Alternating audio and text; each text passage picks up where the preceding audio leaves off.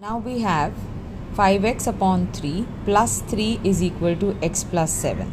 As I told you in the earlier sums, first we need to make sure that there is no variable on the right hand side.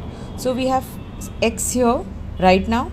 We know that any number without a negative sign, always any number or any variable without a negative sign always has a positive sign. So that means this is plus x. To get rid of plus x, what we will do?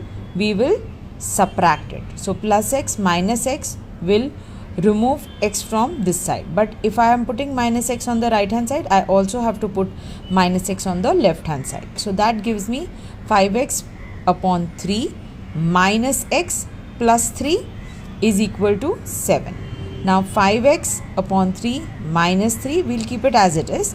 Plus 3 minus 3 is equal to 7 minus 3. Why? Because plus 3, if we want to remove, we will have to use the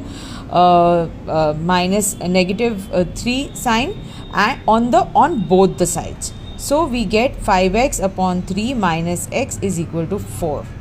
Alright. Now here we cannot blindly add 5x and or solve 5x and minus x. Why? Because x is a different term altogether. So we need to make sure that the denominators are same. How do we make sure that the denominators are same? X, if having nothing in the denominator, that means it has 1. So we all know how to equalize the denominators. We will do into 3 on both numerator as well as the denominator. When we do this, we get 5x upon 3. So we have only minus 3 into x is 3x upon 3 is equal to 4.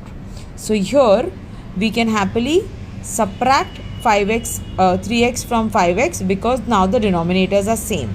So we have 5x minus 3x upon 3 is equal to 4. That gives us 2x upon 3 is equal to 4. To get rid of 3, we will multiply it on both sides because 3 here is in the denominator's position. So we get 2x is equal to 12. To get rid of 2 here, we will divide it on both sides because 2 here is in the numerator position or in the multiplication operation. So we get x is equal to 6 and that is our answer.